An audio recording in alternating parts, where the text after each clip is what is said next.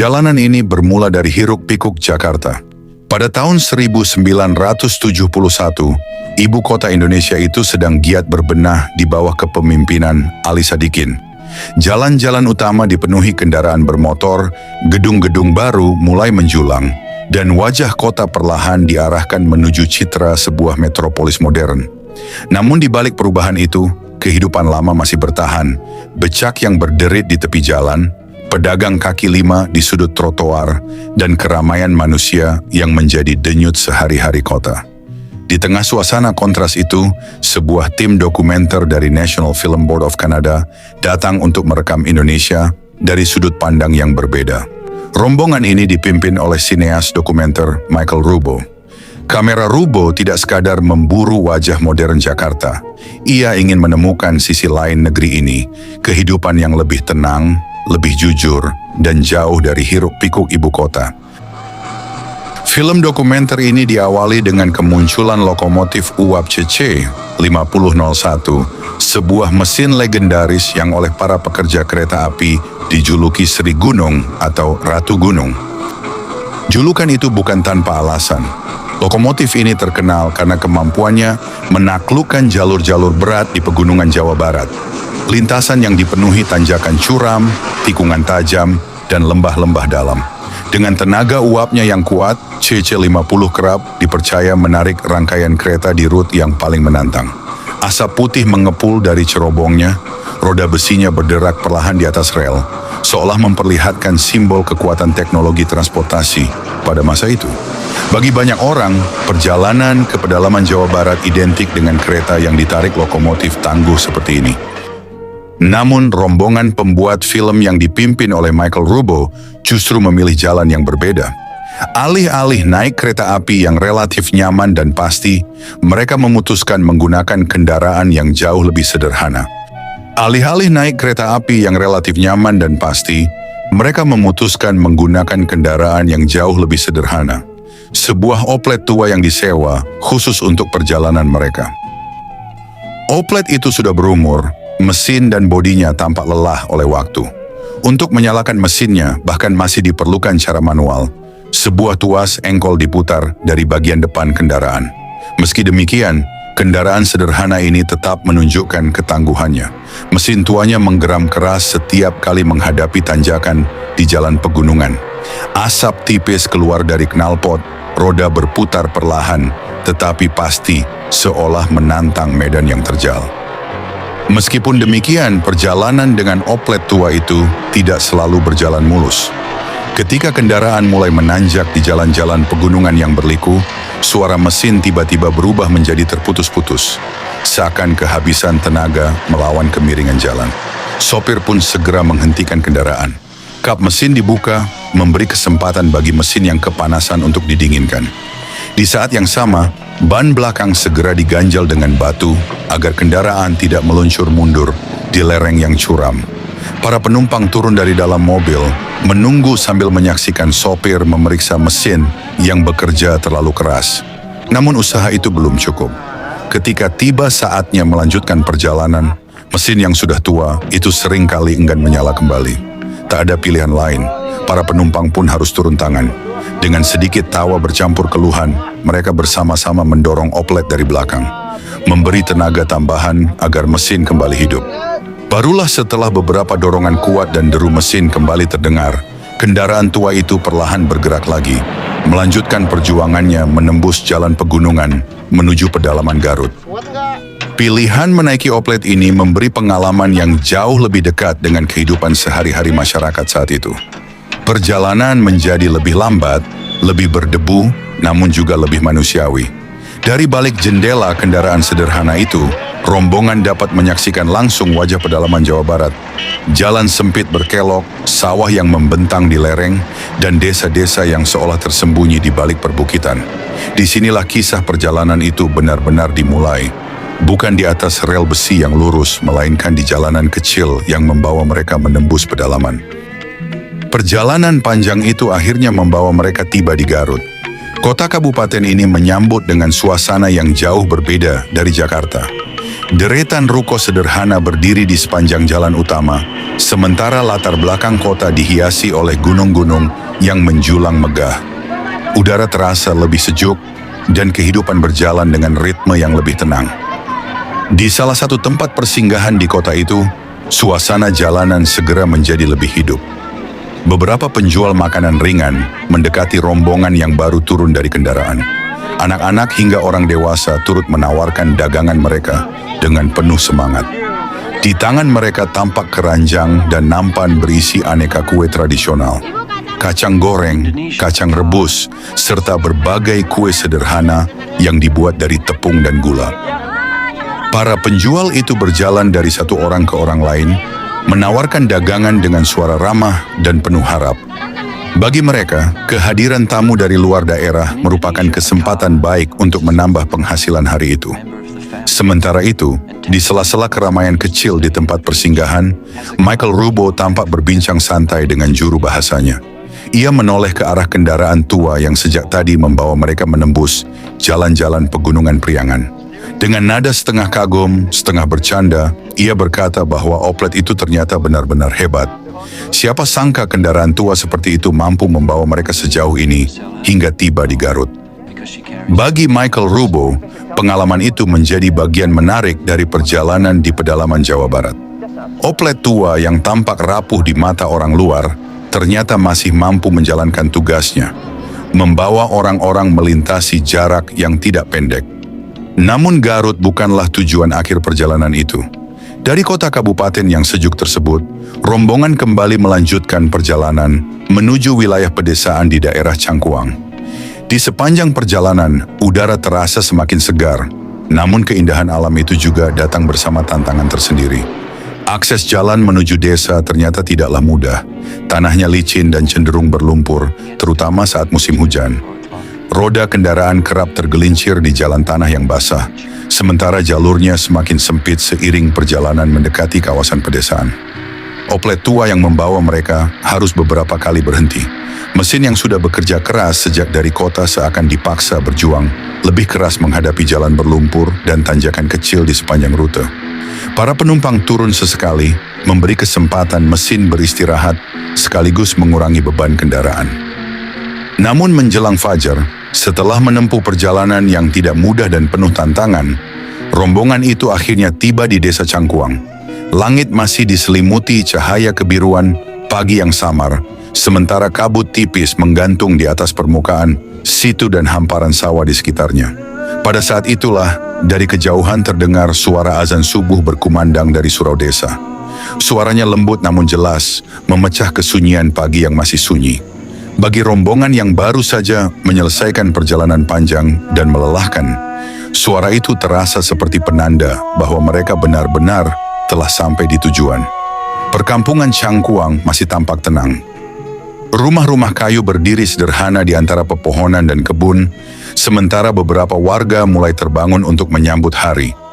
Asap tipis mulai mengepul dari dapur-dapur rumah penduduk, menandakan aktivitas pagi perlahan dimulai. Di tengah suasana fajar yang damai itu, rombongan berhenti sejenak, menikmati momen kedatangan mereka. Perjalanan panjang dari kota hingga menembus jalan-jalan pedesaan yang licin, akhirnya terbayar oleh ketenangan desa yang seolah terjaga oleh alam dan tradisi yang masih kuat. Desa Cangkuang pun menyambut mereka dalam suasana pagi yang khidmat, tepat ketika panggilan salat subuh menggema di udara pegunungan Priangan. Sebuah desa kecil menyambut dengan kesederhanaan yang hangat. Rumah-rumah kayu berdiri di antara pepohonan dan sawah, sementara anak-anak desa memperhatikan para tamu asing itu dengan rasa ingin tahu.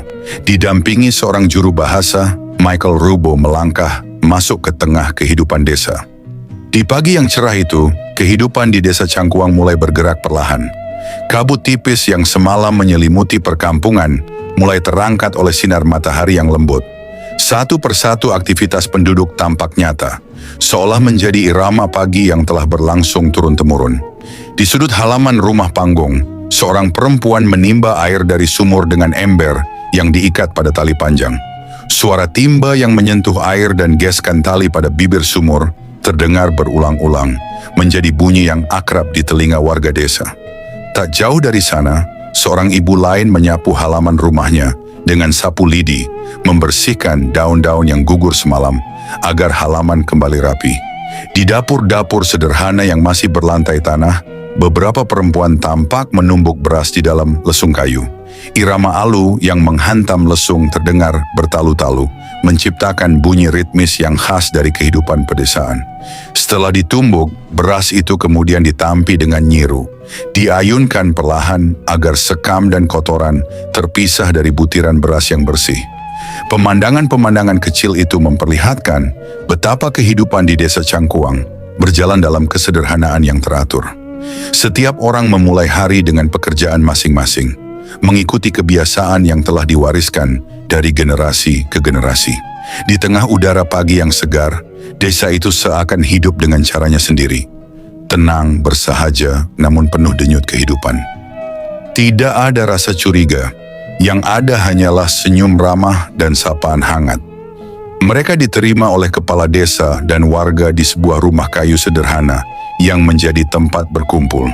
Di sana tidak ada pembicaraan tentang politik besar atau peristiwa sejarah. Percakapan yang terjadi justru sederhana, tentang sawah, musim hujan, panen, dan kehidupan sehari-hari masyarakat desa.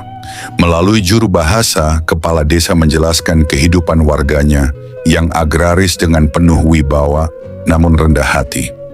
Bagi Mikkel Rubo, momen itu menjadi inti dari film yang sedang ia buat.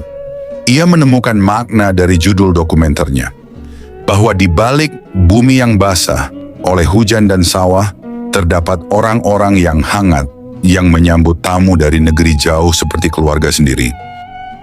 Pak Desa kemudian mengajak kami berkeliling kampung.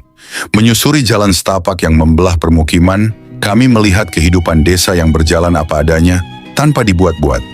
Kamera pun mulai merekam setiap sudut aktivitas yang ditemui sepanjang perjalanan.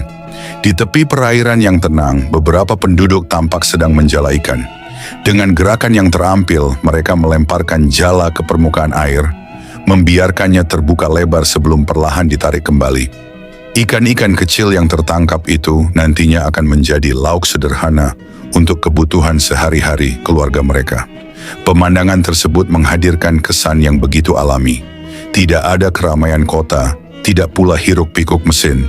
Yang terdengar hanya percikan air, suara langkah di tanah basah, serta percakapan ringan antar warga yang saling menyapa. Bagi kamera yang merekamnya, aktivitas warga ini bukan sekadar rutinitas harian. Ia menjadi potret kehidupan yang jujur tentang sebuah desa yang hidup dari alam di sekitarnya. Kesederhanaan itu justru menghadirkan keindahan tersendiri, seolah setiap gerak dan pekerjaan warga menjadi bagian dari harmoni kehidupan desa Cangkuang. Pada awal 1970-an, sebuah gerakan sosial besar mulai menjangkau desa-desa di Jawa Barat.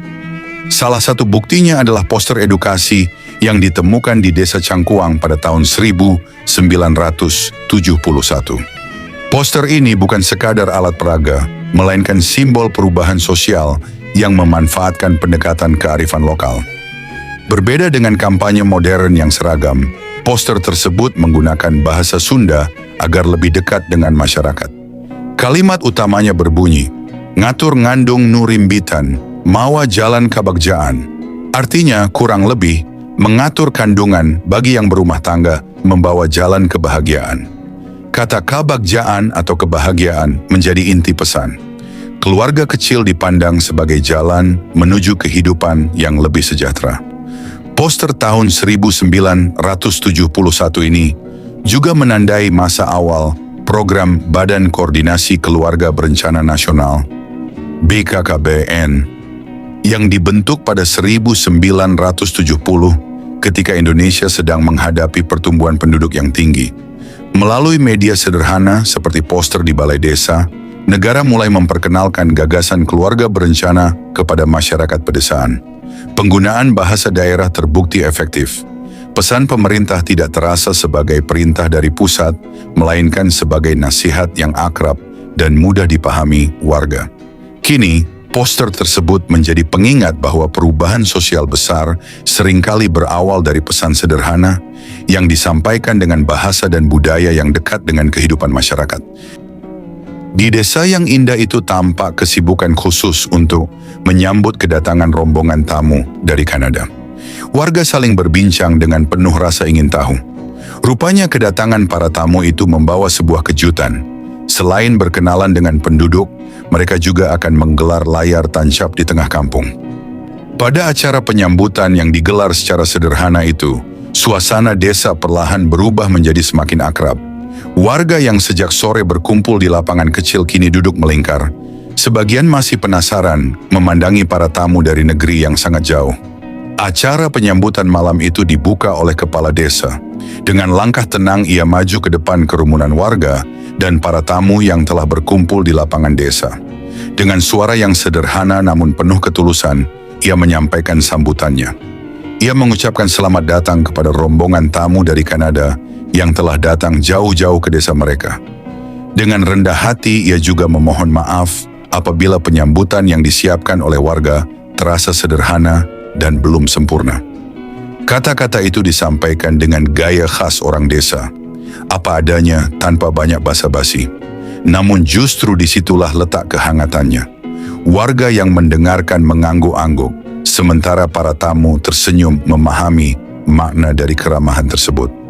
Bagi penduduk desa, menerima tamu dari negeri yang sangat jauh merupakan peristiwa yang tidak biasa. Namun mereka menyambutnya dengan cara yang paling mereka kenal, dengan ketulusan, kerendahan hati, dan rasa hormat kepada tamu yang datang. Suasana malam itu pun terasa semakin hangat, seolah-olah seluruh desa ikut mengambil bagian dalam momen pertemuan yang langka tersebut. Kami ucapkan banyak terima kasih kepada tuan-tuan dari Kanada, dan selanjutnya kami mohon kepada tuan-tuan dari Kedutaan Besar Kanada ini, mohon kesediaan tuan-tuan dari Kedutaan Besar Kanada. Di tengah kerumunan itulah Michael Rubo mencoba mencairkan suasana. Dengan secarik catatan kecil di tangannya, ia berusaha mengucapkan beberapa kata dalam bahasa Indonesia yang baru dipelajarinya. Ucapannya masih terdengar kaku dan terbata-bata. Ketika ia mencoba menyapa warga dengan kalimat sederhana, pengucapannya yang sedikit meleset justru memancing gelak tawa. Anak-anak yang duduk di barisan depan tertawa paling keras, sementara para orang tua tersenyum sambil saling berbisik. Namun justru dari momen itulah jarak antara tamu dan tuan rumah seolah menghilang. Tawa bersama menjadi bahasa yang dipahami semua orang. Maaf, tadi puting Teresa Butalala film.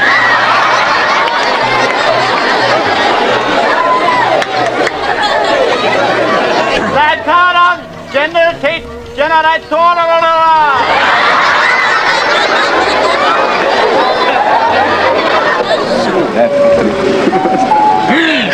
How do you feel compared with last night? Do you feel it's a real success? Everybody is laughing, and watching. They enjoy this night very much. Dengan menggunakan mesin generator portabel, sebuah layar sederhana pun didirikan. Malam itu, film diputar untuk warga desa. Gambar-gambar yang muncul di layar memperlihatkan kehidupan masyarakat Inuit di kawasan Arktik. Orang-orang yang hidup di tengah hamparan salju dan es. Bagi penduduk desa, pemandangan itu terasa begitu menakjubkan. Mereka menyaksikan dunia yang sama sekali berbeda dari kehidupan mereka sehari-hari.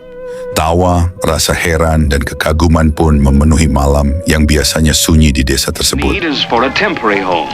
Well, who knows how long he will stay. Like the man who paints himself into a corner, the Eskimo has built himself into his house. Cutting his way out, he forms the doorway of the igloo. Masyarakat Inuit merupakan penduduk asli yang mendiami wilayah Arktik, terutama di kawasan Kanada, Greenland, dan Alaska di Amerika Serikat. Selama berabad-abad, mereka mengembangkan kemampuan beradaptasi yang luar biasa terhadap lingkungan yang sangat dingin dan keras. Kehidupan tradisional mereka sangat bergantung pada aktivitas berburu mamalia laut dan darat seperti anjing laut, paus, dan karibu. Dari hasil buruan itulah mereka memperoleh makanan, pakaian, serta bahan untuk membuat berbagai peralatan hidup. Dalam masyarakat Inuit juga berkembang budaya komunal yang kuat, di mana kerjasama dan saling berbagi menjadi bagian penting dari kehidupan sehari-hari. Usai film diputar, layar tancap malam itu pun berakhir. Cahaya proyektor perlahan dipadamkan dan suasana desa kembali tenang seperti biasanya. Para kru dari Kanada mulai mengumpulkan kembali peralatan mereka, menggulung layar, mematikan generator portabel, serta merapikan kamera dan perlengkapan lain yang sejak tadi digunakan. Beberapa warga desa masih bertahan di sekitar lokasi, memperhatikan dengan rasa ingin tahu bagaimana peralatan itu dibongkar. Anak-anak yang sejak awal menonton dengan penuh antusias tampak enggan beranjak, seolah masih ingin melihat lebih lama lagi dunia yang tadi muncul di layar putih itu. Sedikit demi sedikit keramaian pun mulai bubar. Warga kembali ke rumah masing-masing, membawa cerita tentang malam yang tidak biasa. Malam ketika sebuah desa kecil untuk sesaat terhubung dengan dunia yang sangat jauh. Sementara itu, para tamu dari Kanada menutup kegiatan mereka dengan perasaan puas setelah berhasil berbagi pengalaman dan menjalin keakraban dengan penduduk desa. Pada dekade 1970-an, wajah desa Cangkuang di Garut, Jawa Barat, masih dipenuhi rimbunnya hutan bambu yang tumbuh subur di sekitar situ Cangkuang.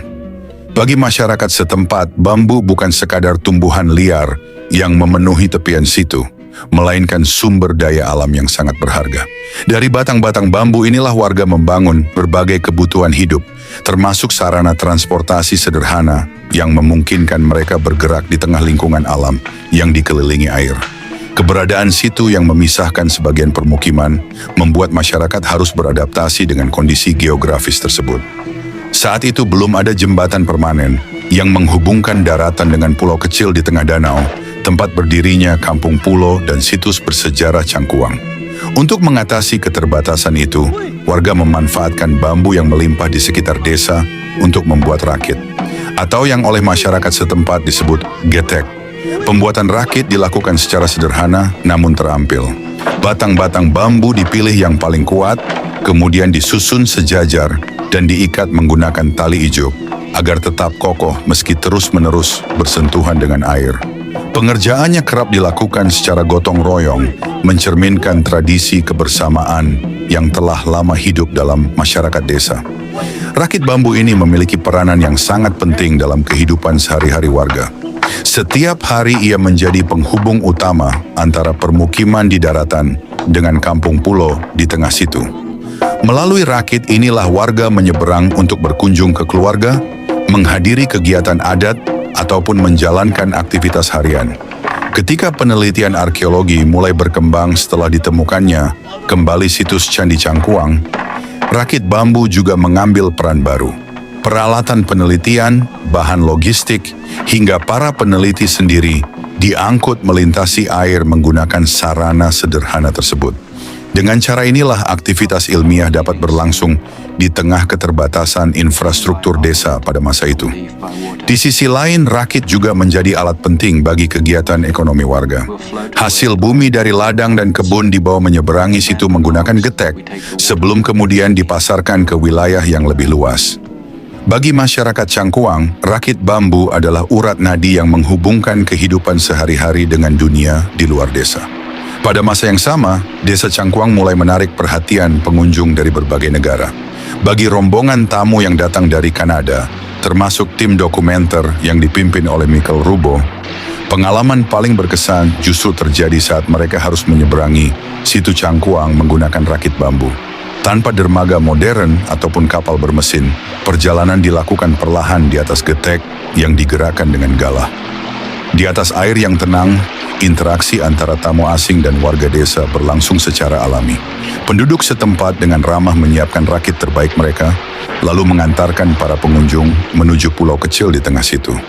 Percakapan sederhana, tawa, dan rasa ingin tahu satu sama lain mengiringi perjalanan pendek yang justru meninggalkan kesan mendalam. Kehadiran para tamu dari Kanada pada masa itu menunjukkan bahwa Bahkan sebelum berkembangnya fasilitas pariwisata modern, Desa Cangkuang telah memiliki daya tarik tersendiri di mata dunia. Bukan karena kemewahan atau teknologi canggih, melainkan karena kesederhanaan hidup masyarakatnya, keterampilan memanfaatkan alam, serta kekayaan sejarah yang tersimpan di tengah danau. Melalui lensa kamera Michael Rubo, perjalanan ini merekam sesuatu yang lebih dari sekadar pemandangan desa atau rakit bambu yang mengapung di air. Ia menangkap potret Indonesia yang jauh dari pusat kekuasaan, sebuah tempat kecil yang sunyi namun hangat, di mana kehidupan berjalan dalam irama alam, dan keramahan manusia menjadi jembatan yang menghubungkan dunia yang berbeda. Perjalanan panjang menembus pedalaman Garut pada tahun 1971 akhirnya mencapai penghujungnya. Dari hiruk-pikuk Jakarta, menembus jalan-jalan pedesaan yang licin dan berlumpur, hingga tiba di tepian Situ Cangkuang yang sunyi. Setiap langkah perjalanan seolah membuka lapisan demi lapisan kehidupan Indonesia yang jarang terlihat oleh dunia luar. Di desa kecil ini, waktu terasa berjalan lebih lambat. Kehidupan masyarakat berlangsung dalam kesederhanaan yang alami. Orang-orang menumbuk padi di halaman rumah, nelayan desa menjalaikan di situ, anak-anak berlarian di pematang sawah, sementara rakit bambu perlahan meluncur di atas air membawa penumpang menuju kampung pulau. Semua berlangsung tanpa hiruk-pikuk modernitas, namun justru menghadirkan ketenangan yang sulit ditemukan di kota. Bagi rombongan dokumenter yang dipimpin oleh Michael Rubo, perjalanan ini bukan sekadar ekspedisi film. Ia berubah menjadi sebuah perjumpaan dengan wajah Indonesia yang paling jujur. Masyarakat yang hidup selaras dengan alam, menjaga tradisi, dan menyambut orang asing dengan keramahan yang tulus.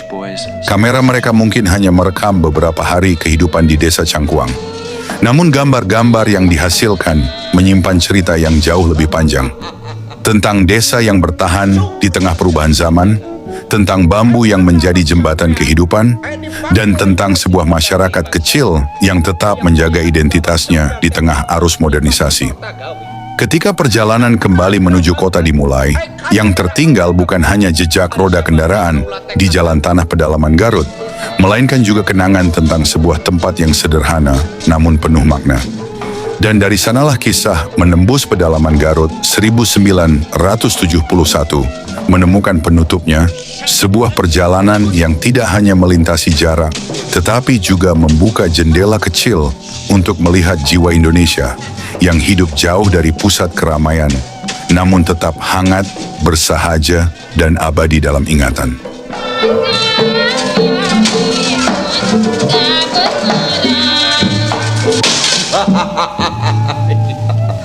Syukur baca kumanjangan.